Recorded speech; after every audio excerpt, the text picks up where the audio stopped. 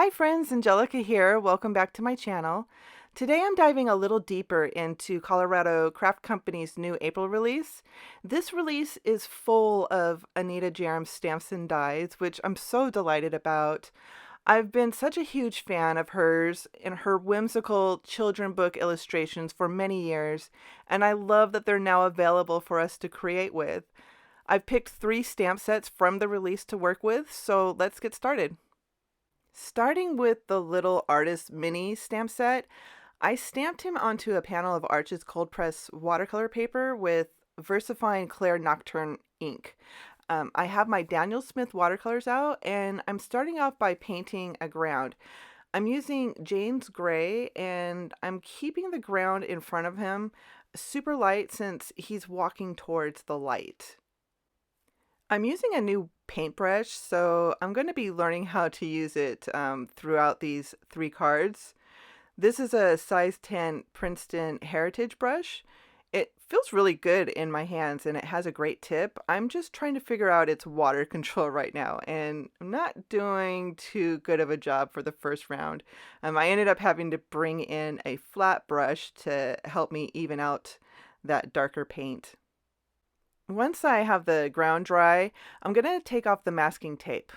When I take the tape off, I'm going to pull the tape at an angle, and this helps the tape not disturb the paper fibers or rip the paper. To emphasize the light source, I'm painting a long ground shadow behind him. I love this dramatic effect. I used a smaller brush, a number 4 round brush to do this, so I could keep that shadow line nice and narrow.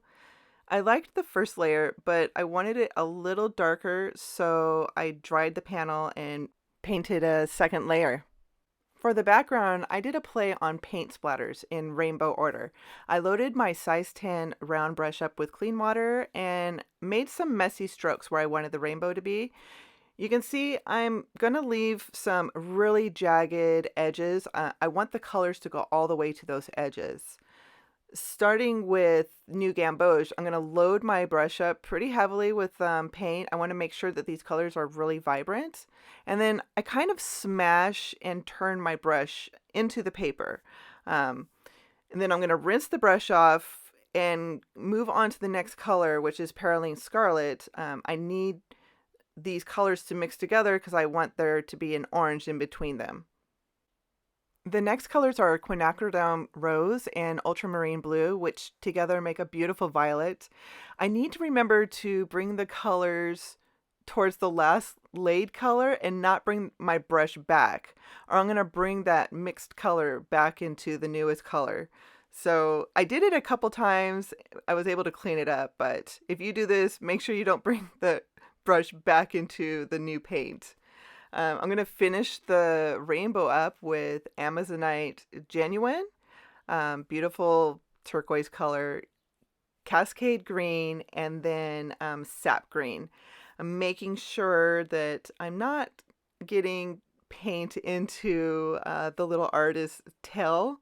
And I've also realized my line was kind of going crooked and going down towards the ground, so I'm trying to fix that and get the line to go back up.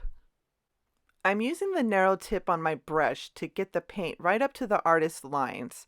This brush is a synthetic Sable brush and it has a really sharp tip. So I almost switched to my smaller brush, but decided to see how well this brush performs in small areas, and it did really well. I also want to mention, I made sure I had a palette of colors already made so I can get this rainbow done in 1 layer. I wanted the colors to be bright, so I also had to pay attention to the water in my brush so the colors didn't get diluted. Considering this is the first time I've done an abstract-y background like this in 1 layer, I'm really happy with how it turned out. I started getting the paint ready for the artist, and then I realized I had planned on doing some paint splatters. I had an image already stamped on masking paper, so I quickly cut it out. I wasn't being precise on the lines. I just wanted to make sure no paint was going to land on him. I will say though, if I wanted to be precise on those narrow lines, these cutter bee scissors are amazing for detail cutting. I love them. I actually have two pairs, one for paper and one for foam squares.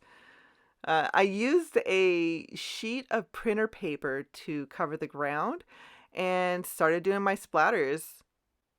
I loaded my paintbrush pretty heavy with water and then picked up paint. Since the brush was full of water, I just had to tap my index finger on the brush handle to get the splatters going. I turned the printer paper around a couple times so the paint didn't seep through that thin paper. Now, for the artist, I picked a color I haven't used before, Pymonite Genuine. This is a really interesting color. It's a granulating watercolor, so if you use it in a larger scale, it's going to granulate and give almost like a leather texture. And the color is a violet brown, and I thought it would look great next to the rainbow background.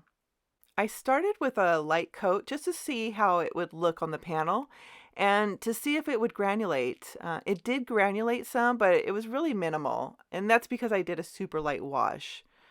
I moved on to the beret and scarf while it dried. I painted the beret with New Gamboge and the scarf with Ultramarine. I did put a little bit too much paint on the beret, so I dried my paintbrush off and let the dry brush pick up the extra paint off the paper. Now for his portfolio, I almost painted it red. Then I realized I still had a lot of colors in my palette, so I decided to give him a rainbow portfolio because why wouldn't he have a rainbow portfolio, right? I started with Cascade Green and then Amazonite Genuine, Sap Green, and New Gamboge for the bottom. And then the flap is Ultramarine Blue, Quinacridone Rose, Perylene Scarlet, and New Gamboge. The same colors that I had used on the background. Now to emphasize the light source that is in front of him, I used James Gray to paint a drop shadow of his backside on the background. I used my smaller brush to quickly paint a shadow line under his tail and behind his back. And then I moved on to adding a second layer to everything for more contrast and just to brighten him up, everything up, especially that gorgeous rainbow portfolio. And that's going to finish up this panel.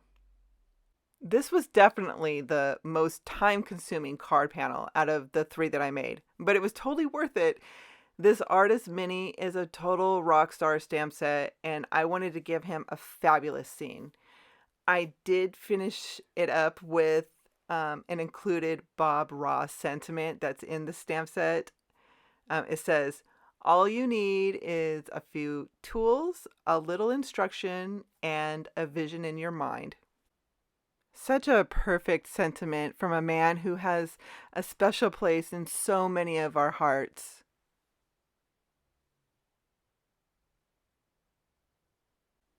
My second card panel features the stamp set Love Art. This was a huge hit in the Colorado Craft Company April release blog hop that happened this past Saturday. Viewers were asked to comment on what their favorite stamp set was from the release, and this was definitely first place. At least on my blog it was. And I can see why. These two mice are the absolute sweetest. They're actually two images from the set. The smaller mouse on the ground is its own stamp. I stamped them together onto Arch's cold press watercolor paper, again with VersaFine Clair Nocturne ink. I used this ink and paper for all three of today's panels. Starting with the background, I'm doing a very loose sky, adding clean water first with my paintbrush, and then I'm dropping in cerulean blue and letting the water move the pigment. Once I'm happy with the sky background, I'm going to move on to coloring the mice and trees. I still have colors left on my palette from the last panel, so I'm going to incorporate those colors everywhere that I can. I used Shadow Violet to paint the ground, and now I'm going to pull the colors, like I said before, from my palette, starting with sap green on the leaves. I'm going to continue to fill the scene up with paints, and I'm also going to pull in a little quinacridone purple for a couple of the flowers just to add a little bit more contrast to the scene.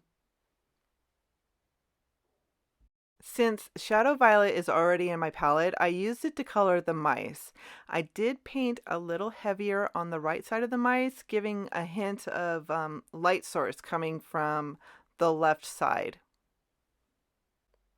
I painted them really lightly and blended out what color I did put on them with clean water and my paintbrush. I did put a little bit of pink on their ears and cheeks just to give them a small pop of color.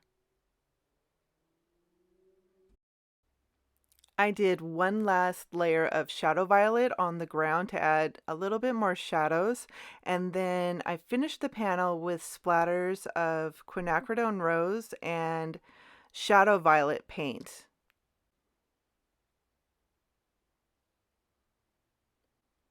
For my last panel, I picked this cute stamp from For Dad. Our daughter is always hanging off of her daddy, and I thought this image would be perfect for a quick card to drop into my husband's lunchbox. And when I say quick, I mean this card was painted under 10 minutes. I added the ground first using sap green, and I followed the shadow lines in the example on the back of this stamp's packaging. On the back of all of Anita Jeram's stamp packaging is examples on how to color the critters or the outdoor scene if you need some inspiration. I did use Pymonite Genuine again on these mice since I adored the color on the first card. And I kept the light source simple for this card. I see them playing outside, so I painted shadows on the bottom right side of the little one and on the bottom of the dad since he's on the ground. I also added some shading on his belly where I think the little one is casting a shadow. Throughout the whole painting process of these three panels, I have been pretty much using the same brush, the number 10 Princeton Heritage brush that I had mentioned earlier. Now, this brush is a lot bigger than what I'm used to using. I really did enjoy using it. The pointy tip was perfect to use in the small areas that I needed to paint, and it really didn't take me too long to figure out the water control.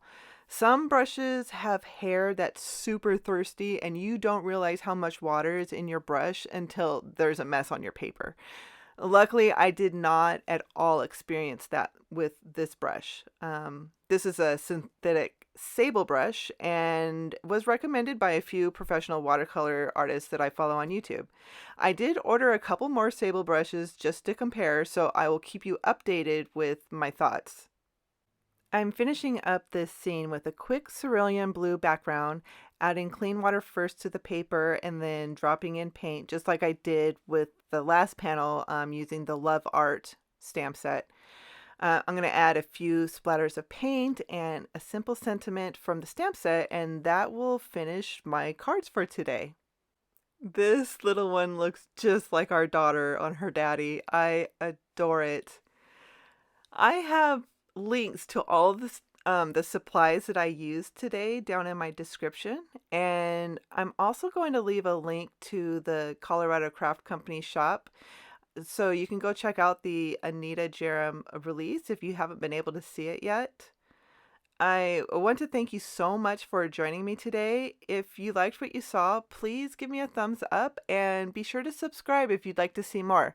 I will be back shortly with another video, so I will see you then.